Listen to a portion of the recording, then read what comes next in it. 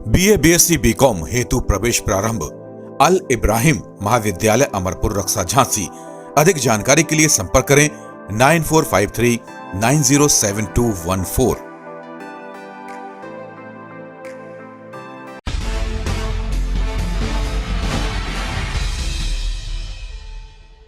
बुंदेलखंड की तमाम छोटी बड़ी खबरों के साथ जुड़े रहने के लिए सब्सक्राइब करें हमारे YouTube चैनल को। मनीराम जी के संग ओम प्रकाश सिंह परिहार इस समय समाजवादी पार्टी कार्यालय जिला कार्यालय पर बैठे हुए हैं।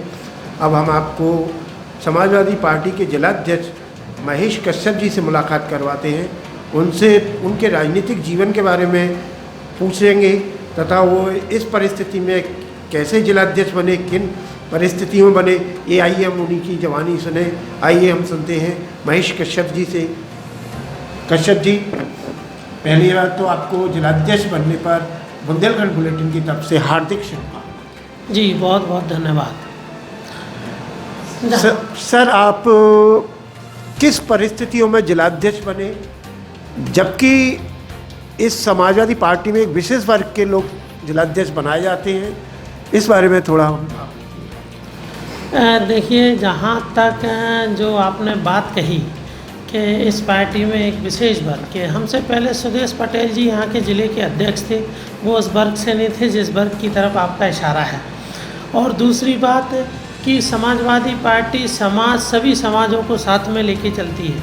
आप पूर्व में भी देखेंगे तो झांसी में ही अगर कोई मंत्री बना तो वो हमारे माननीय अजय सूद साहब बने, MLC कौन बना, आदरणीय RP निरंजन साहब बने। अब हमें जिले का अध्यक्ष बनाया, निश्चित रूप से माननीय अखिलेश यादव जी का जो निर्देश है और जो जिम्मेदारी हमें दी है, उसके लिए हम बूथ स्तर तक जाएंगे और संगठन को इतना मजबूत करेंगे कि जिस दिन समाजवादी पार्टी के जिन लोगों के भी चारों विधानसभाओं में टिकट हो जाएंगे तो निश्चित रूप से उसी दिन जीत भी उनकी तय मानेगी। इस तरीके का हम संगठन बनाने का प्रयास करेंगे। सर, आपको जिलाध्यक्ष बनाने में महत्वपूर्ण भूमिका किन लोगों की रही है, किन पदाधिकारियों की रही है, थोड़ा बहुत? चूँकि समाजवादी पार्टी में हम अंतिम व्यक्ति के कार्यकर्ता थे, पंक्ति में खड़े, तो निश्चित रूप से राष्ट्रीय अध्यक्ष जी हर व्यक्ति पर, हर कार्यकर्ता पर उनकी नज़र रहती है। जो काम करता है उसको निश्चित रूप से आगे बढ़ाते हैं। और जहाँ तक आपने कहा है कि किन लोगों की, तो हम मानते हैं कि पूरा समाजवादी जो झांसी का परिवार है, समाजवादी पार्टी है, वो सभी लोग हमारे लिए तैयार थे। और विशेष रूप से तो हम ये कह सकते हैं कि हमारे दोस्त हैं सभी समाजवादी लोग, और सभी लोगों ने मदद की है। और राहुल सक्सेना जी, चूँकि हमारी और राहुल सक्सेना जी हमारी अच्छी दोस्ती है, और जब भी उन्हें अवसर मिला है किसी को भी बढ़ाने का, तो उन्होंने एक प्रस्तावक के रूप में हमारा नाम को आगे रखा है। तो और सभी नेताओं ने उसमें सहमति जताई है। तभी सर, आपके नेतृत्व में सभी वरिष्ठ कार्यकर्ता खुश हैं, कार्य कर रहे हैं, आपका सहयोग कर रहे हैं? बिल्कुल, निश्चित रूप से आप देखेंगे जब से हम जिलाध्यक्ष बने हैं, ऐसा कोई हमारे माननीय नेतागण, माननीय विधायकगण, माननीय सांसदगण और माननीय जिला पंचायत सदस्य से लेकर ब्लॉक प्रमुख और हमारे ज़िले के जितने भी निवर्तमान पदाधिकारी हैं और पूर्व पदाधिकारी हैं, सभी लोगों ने मिलकर मदद की है और आज भी पूर्ण मदद कर रहे हैं। और सभी लोग मिलकर समाजवादी पार्टी को आगे ले जाने के लिए जो भी उनसे बन रहा है, सभी लोग, चूँकि ये बीमारी बड़ी बीमारी, वैश्विक बीमारी चल रही है, इसमें बीमारी से भी लड़ना है और पार्टी को भी बढ़ाना है। तो थोड़ी सी तकलीफ़ें और आ रही हैं, लेकिन लोगों की मदद मिल रही है, पार्टी के सभी नेताओं की मदद मिल रही है, सभी लोग साथ में हैं, सभी लोग जो भी पार्टी के निर्देश होते हैं उन पर हम लोग काम करते हैं, तो सभी लोगों का सहयोग है, इसमें कोई बात नहीं। सर, आगामी विधानसभा चुनाव में आपकी क्या रणनीति है, कैसा क्या रहेगा इसको? देखिए, विधानसभा चुनाव में तो आप देखेंगे कि भारतीय जनता पार्टी ने जिस मुद्दे को लेकर, जिन मुद्दों को लेकर आई थी, आज वो मुद्दे कहाँ हैं 2 करोड़ नौकरियां हर साल, कहाँ है रोज़गार। आप देखिए कि कोरोना जैसी बीमारी, हम तो ये कह सकते हैं आज के मौके पर कि ये भारतीय जनता पार्टी ने ही बीमारी को ज़्यादा फैलाने में काम किया है। इसलिए भी काम किया है कि इस बीमारी के पीछे अपने जो इन्होंने विकास के नाम पे जो लोगों को और धर्म जात के नाम पे लोगों को लड़ा दिया, तो उसको छुपाने के लिए ये कहीं ना कहीं उन्होंने इस तरीके का काम किया। आप देखेंगे देश में जब बीमारी 5 मार्च को देश की सदन में माननीय अखिलेश यादव जी बोल रहे थे, तो उस दिन कोई भारत की सरकार ने उनके ऊपर काम नहीं किया। और क्या वजह थी? जो 25-26 मार्च को लॉकडाउन किया, उनकी उस स्थिति क्या थी? आज स्थिति जब लॉकडाउन अनलॉकडाउन हुआ तब संख्या कितनी है? तो ये तो जनता भी समझ रही है कि जो कानपुर में कांड हुआ है, विकास दुबे ने जो 8 पुलिसकर्मियों की निर्मम हत्या की है, उसके बारे में आप लोगों की पार्टी क्या कर रही है और क्या करना चाहती है आगे, क्या रणनीति बना रहे हैं आप? ये पहले तो जो शहीद हुए हैं हमारे पुलिसकर्मी और पुलिस अधिकारी, ये बहुत दुखद है और हम कह सकते हैं इस बात को कि इसमें पूरी तरीके से भारतीय जनता पार्टी के नेताओं का संरक्षण प्राप्त है।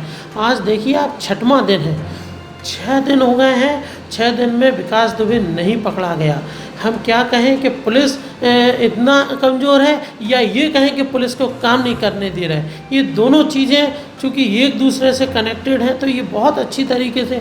और रही बात समाजवादी पार्टी ही एक पहली पार्टी है, जैसे ही हुआ ये इतनी बड़ी घटना घटी और हम लोगों ने जाके सबसे पहले राज्यपाल महोदय को डीएम के द्वारा ज्ञापन दिया कि इस सरकार को तो रहने का अधिकार ही नहीं है, इससे तो इस्तीफा दें और इन्हें योगी सरकार को हटाया जाए। जहाँ लॉ एंड ऑर्डर पूरी तरीके से ख़त्म हो गया हो, लोगों की सुरक्षा, पुलिस सुरक्षित ना हो, आम आदमी सुरक्षित ना हो, तो ये बड़ा विषय है। तो पार्टी का हम लोगों ने कहा है उन्हें नौकरी देने का, 50 लाख रुपए जो घायल हुए हैं उनको, और 1 करोड़ की धनराशि कहा था कि 1 करोड़ की धनराशि दें। तो ये समाजवादी पार्टी का स्टैंड था और समाजवादी पार्टी सभी दुखी परिवार। वो तो भाजपा पार्टी और गवर्नमेंट दे रही है, 1 करोड़ रुपए का चेक भी दे रही है। हाँ, अभी जब समाजवादी पार्टी ने कहा तब किया उन्होंने। पहले भी तो इससे पहले शहीद हुए हैं, बताएं कितनों को मदद की उन्होंने। हाँ, तो ये केवल अपराधियों को, इनकी जो ठोको नीति है, वो ठोको नीति ने देश प्रदेश को बर्बाद कर दिया है। जिलाध्यक्ष जी, जो आप लोगों ने कल धरना प्रदर्शन किया, उसमें क्या रूपरेखा रही है? आप सुना जा रहा है कि आप लोगों के खिलाफ मुकदमा कायम किए गए। ये पूरी तरीके से भारतीय जनता पार्टी जब सारी चीज़ें आप लोगों की नहीं सुनेंगे और गरीब परेशान होगा, आम आदमी परेशान होगा, तब जाके हम लोगों ने धरना दिया। अच्छा, धरना हम लोगों ने कब दिया कि कोई अधिकारी नहीं सुन रहा है, गलत नीतियों के कारण लोग बागों को परेशान कर रही है प्रशासन। तो निश्चित रूप से हम लोग प्रमुख विपक्षी दल हैं, ये हमारी नैतिक जिम्मेदारी भी बनती है कि लोगों की समस्या को सरकार के नुमाइंदों के पास और सरकार के आला अधिकारियों के पास रखें। लेकिन जब अधिकारी नहीं सुनेगा, जब हम लोगों ने कहा कि हम मिलने आ रहे हैं, तब वो उपस्थित नहीं हुए। हम लोग बैठे और सारे लोग सोशल डिस्टेंसिंग में बैठे थे, लेकिन अब किस मंशा से इन्होंने, ये हम कह सकते हैं कि ये भारतीय जनता पार्टी ये बीमारी के नाम पे विपक्षियों को प्रताड़ित कराने के लिए सब तरीके का काम कर रही है। लेकिन हम लोगों ने भी तय किया है कि जनता के लिए अपनी आखिरी सांस तक, और समाजवादी का प्रत्येक कार्यकर्ता जनता के मुद्दों को लेकर, चाहे अधिकारी हो, सरकार हो, उनसे जहाँ भी जिस प्रकार का संघर्ष करना होगा।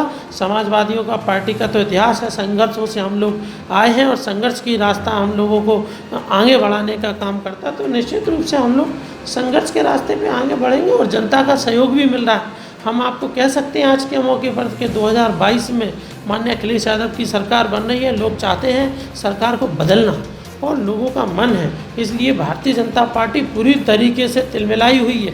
उन्हें कुछ समझ में नहीं आ रहा है कि क्या करें, कभी कोई नियम बनाते हैं, कभी कोई नियम बनाते हैं। और ये बीमारी जो फैली है, हम तो कहते हैं कि अगर बीमारी से निपटना है तो बराबर से काम करो, कहीं किसी की कोई मदद नहीं हुई है। और जहाँ तक हम लोगों पर मुकदमे लिखे हैं तो हम लोग मुकदमों से और जेल से डरने वाले लोग नहीं हैं। जनता के लिए संघर्ष किया है और संघर्ष करेंगे। जलाध्याय जी, कितने लोगों पर मुकदमा लिखे गए हैं? थोड़ा अभी तो हम लोगों के 3 लोगों के नाम दर्ज है। माननीय सांसद डॉक्टर चंद्रपाल सिंह यादव, माननीय पूर्व विधायक दीपनारायण सिंह यादव और हमारे ऊपर है। तो और बाकी अज्ञात में लिखे हैं। अब ठीक है, उन्होंने मुकदमा लिखा, जांच करें, वो देख लें। हम लोग सोशल डिस्टेंसिंग में बैठे हैं, मास्क लगाए हुए हैं। अगर हमें अधिकारों से अगर वंचित किया जाएगा, निश्चित रूप से आगे भी आंदोलन होंगे और धरना होंगे। ये हमारा मौलिक अधिकार है जो बाबा भीमराव अंबेडकर ने हमें दिया है, देश के संविधान ने दिया है। और संविधान के अधिकारों को लेकर हम लोग आगे बढ़ रहे हैं और आगे बढ़ेंगे। जलाध्याय जी, मान के चलिए विकास दुबे गिरफ्तारी नहीं होती अभी, तो आगे आपकी क्या रणनीति है, क्या करेगी आपकी सपा पार्टी? हम तो चाहते हैं विकास दुबे को गिरफ्तार जिंदा किया जाए। अगर वो जीवित रहे तो निश्चित रूप से उसमें इतने भारतीय जनता पार्टी के नेताओं के नाम आएंगे कि हम आपसे बता नहीं सकते। और पुलिस और भारतीय जनता पार्टी के लोग तो चाहते हैं कि हाँ, उसको फांसी की सज़ा हो, हमारी ये मांग है। लेकिन ये भी क्लियर हो कि भारतीय जनता पार्टी के लोग कितने उसके साथ में उसे संरक्षण दिए थे। ये जब वो जीवित रहेगा तो बताएंगे ना। हम मांग करते हैं आपके माध्यम से कि उसे फांसी की सज़ा हो, लेकिन वो जीवित पकड़ के कम से कम भारतीय जनता पार्टी के लोगों का पर्दाफाश करें। हमारा ये भी एक विषय है। कश्यप जी, मैं एक क्वेश्चन पूछना चाहता हूँ जो कि पहले पूछना चाहिए था, वो बाद में। आपका राजनीतिक जीवन कब से प्रारंभ हुआ है और कितने साल हो चुकी हैं? इसके पहले आप क्या राजनीतिक जीवन में कैसे आए, किससे आपको प्रेरणा मिली? देखिए, हम जहाँ तक हमारा विषय है, हम बहुत जब से हमने अपने जीवन का होश संभाला है तब से कहीं ना कहीं हमने मुलायम सिंह यादव जी को, माननीय अखिलेश यादव जी को देख के हम लोगों को प्रेरणा मिलती है। हम 2006-07 में लोहिया वाहिनी में सचिव थे। उसके बाद हम 2013 में समाजवादी रायकवाड़ समाज का इलेक्शन हुआ, जिसमें हम भारी मतों से जीते। 6 लोग लड़ रहे थे, लेकिन समाज के लोगों ने हमें ज़िले का अध्यक्ष बनाया। और उसके बाद फिर हम मेन बॉडी में ज़िले के सचिव रहे, जिला सचिव रहे। उसके बाद 2016 में हम समाजवादी पार्टी में युवजन सभा के फ्रंटल संगठन के ज़िले के अध्यक्ष बने। 4 साल हम उस पद पे रहे और अभी पिछले महीने में हम ज़िले के अध्यक्ष बने। तो इसमें निश्चित रूप से आम जनता का, हमारे समाज का, समाजवादी पार्टी का नेताओं का, हमारे माननीय सांसद विधायक गणों का, सभी लोगों का हमें निरंतर आशीर्वाद सहयोग मिला है। और ऐसे ही धीमे धीमे हम माननीय राष्ट्रीय अध्यक्ष जी का विशेष आशीर्वाद हुआ, आज आपके सामने ज़िले के अध्यक्ष हैं। सर, आपके इस राजनीतिक जीवन के स्टार्टिंग में कौन प्रेरणा स्रोत रहे?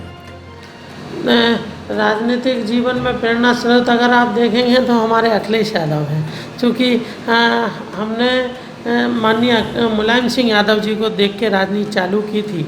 और जब आदरणीय अखिलेश जी सांसद बने, फिर हमें लगा, उनको देखते थे, फॉलो करते थे। और आप देखेंगे कि उत्तर प्रदेश में सबसे कम उम्र के मुख्यमंत्री बने। और ये सौभाग्य हमें प्राप्त है कि शायद हम ज़िले में भी शायद सबसे कम उम्र के ज़िले के अध्यक्ष हैं। सर, ये जो कोरोना महामारी फैल रही हुई है विश्व में, इसके लिए आप झांसी की जनता को क्या संदेश देना चाहते हैं? हम झांसी की जनता से निवेदन करना चाहते हैं।